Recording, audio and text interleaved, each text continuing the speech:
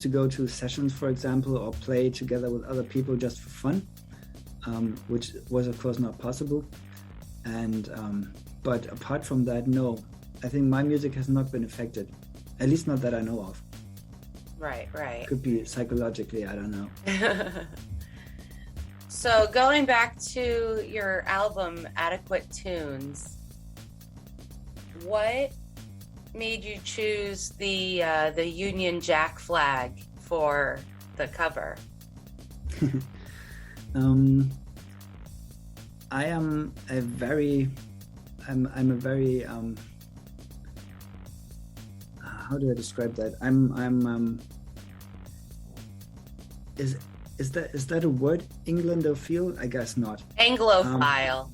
Is it Anglophile? Yes. Is that not the language, but actually the country? Yeah. So like, if you love everything,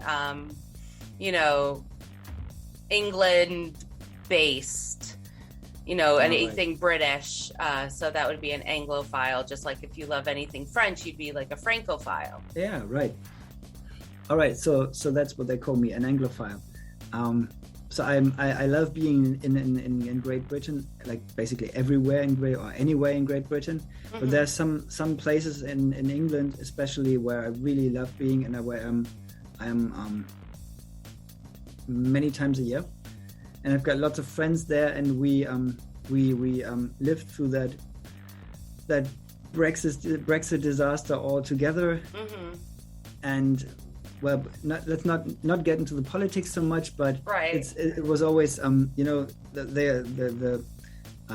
people always said, oh, it's going to be better, it's going to be so great, and some parallels to what you guys were experiencing at that time. But they said, oh, it's going to be so great, we're going to be winning all the time. And then, I don't know, a year later or something, when they were talking about, oh, there might be shortages of sorts, mm-hmm. The official statement was there would be adequate food. And I thought, okay, that's kind of a stretch between, oh, there's going to be so much winning, everything's going to be so great, and there will be adequate food.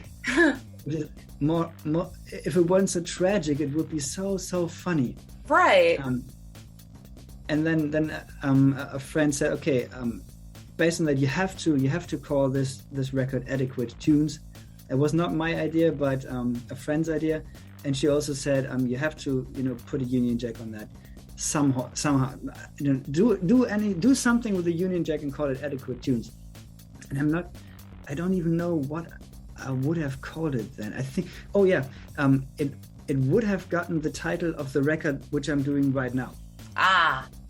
So I just I shifted it for one album. Awesome. Yeah. So that's the story behind this. That's the story. And before recording, you said, let's not talk about politics. And yet you're the one who brought it up. Yeah, sorry about that. No, that's quite all right. That is quite all right. Despite politics, would you ever consider moving to England permanently? I have considered that in the past, yes. I'm not sure if I'm considering it right now. Not with that government, at least. Uh-huh.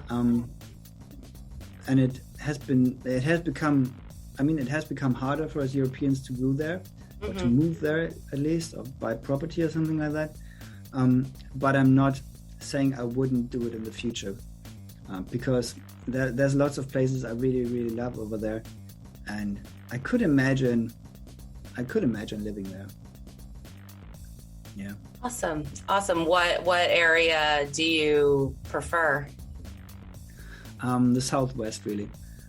So that's Cornwall, Devon, or kind of the other extreme, Scotland. Mm-hmm. Especially the Highlands and the Hebrides, or Edinburgh. Mm-hmm. That's really some beautiful places over there. That's awesome. I've always wanted to visit Glasgow. Oh yeah, that's really nice. If you like architecture. Yeah.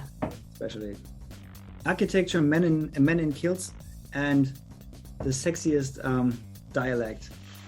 I mean, I don't see any negatives there. No, because there aren't. It's just the flight time. I don't know how far you have, or how long you're flying. And then I guess 8 hours or something like that. 7 hours.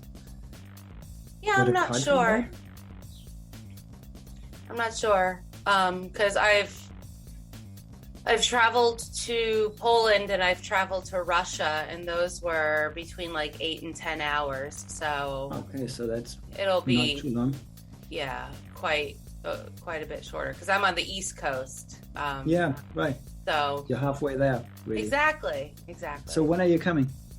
Well, I guess we're allowed in Europe now again. Us Americans. So I'll have to plan a grand trip when I have any free time and when I have the money, because everything's expensive. Sure. And I'll just backpack around Europe. I have friends in every country, so. Oh, that's practical. Yeah. I write for a Eurovision website as well, and so I have a lot of international friends and correspondents because of Eurovision, and now because of all my work with all the Italian artists, and now I'm finally able to move more internationally in Europe and not just stick to Italians as my my main kind of audience. I'm making my connections, but time and money. Sure. Well, that's cool. Tell me, are Americans interested in Eurovision? Not really. I've always been a big fan of just like world music and just music from different countries. I love all different cultures, and I didn't know what kind of music I was looking for. Like I was like, I want to listen to something, but like I don't know, like how do I do it? And then Netflix had 2019's Eurovision on it. And I saw that and I'm like, yes, this is what I want. And I became immediately obsessed. And they did make that Eurovision movie, which is okay. I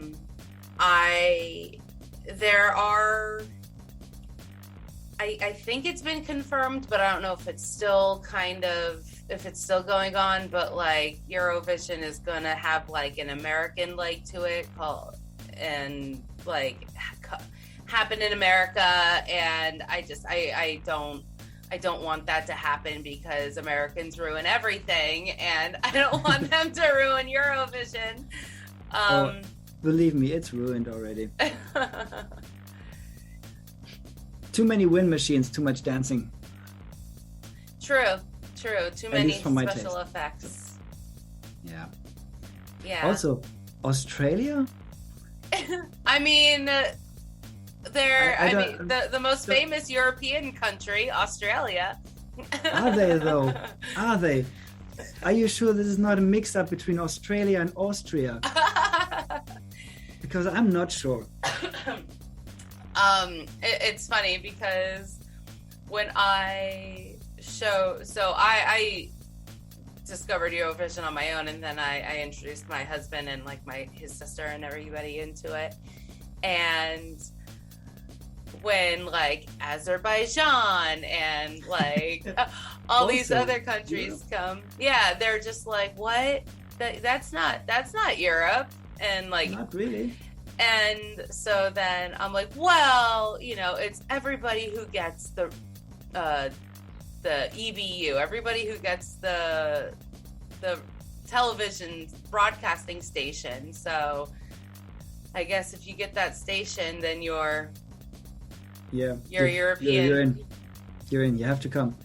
And to be honest, I don't care. Throw every country in the world in there. I don't mind. It's called Eurovision, but it could be called something else.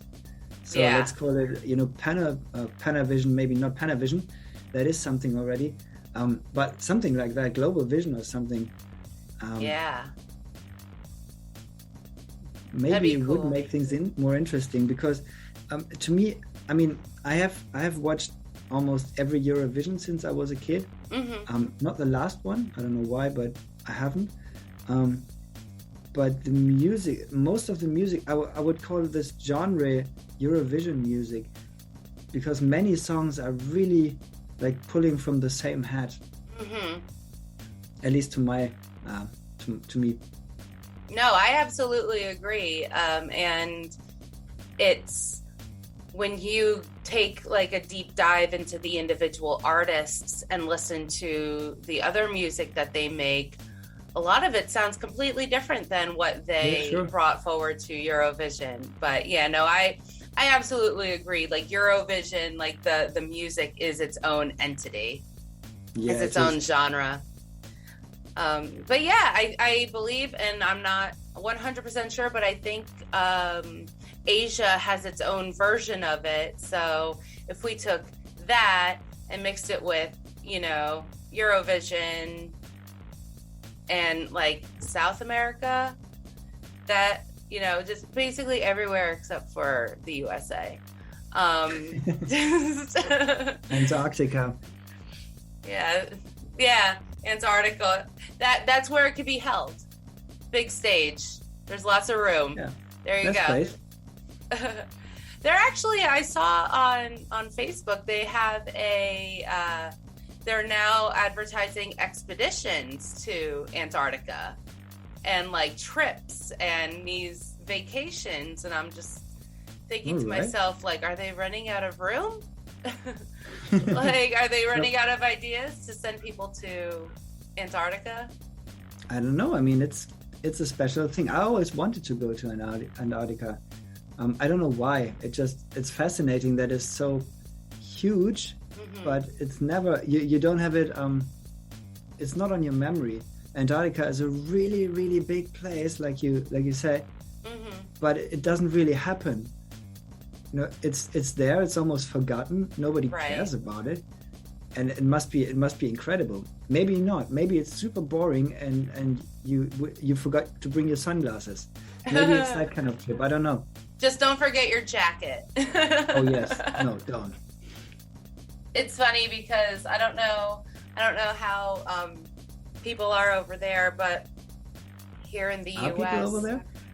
No, I meant like where in like Europe in.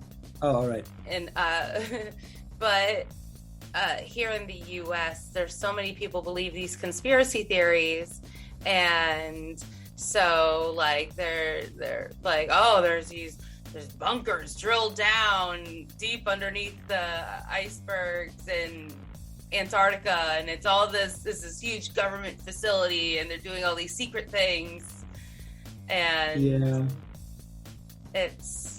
Well, I don't want to get into that because I have some choice words for conspiracy theorists, but at least they're entertaining to listen to. That's true. They are entertaining to listen to, but yeah, we've got them over here as well. It's probably different. Well, maybe not. Maybe now with the internet, it's not different theories. And even if it were, it always boils down to there's some big power that is doing some shady shit, and we're the only ones who know. Yeah. So, well, I guess we should get back to your music. So how did we get here in the first place? I don't know. We talked about, I asked you about England, and then you brought up Scotland, and I said I wanted to go. And then you were like, when are you coming? I said, I know people everywhere. And then we got into Eurovision. Yep. Yeah, right. Okay, that's how that happened. There we go. Full circle. We did it. So the first single of yours that we're going to listen to is Summer. What would you like to say about that song? Most of that song I wrote in England, and it is about a place in England. And every time I sing this song and every time I think of this song, I think of England. That's awesome. That's good that it has such like a, well, of course it has a personal meaning to you, but it, you know, it takes it a step further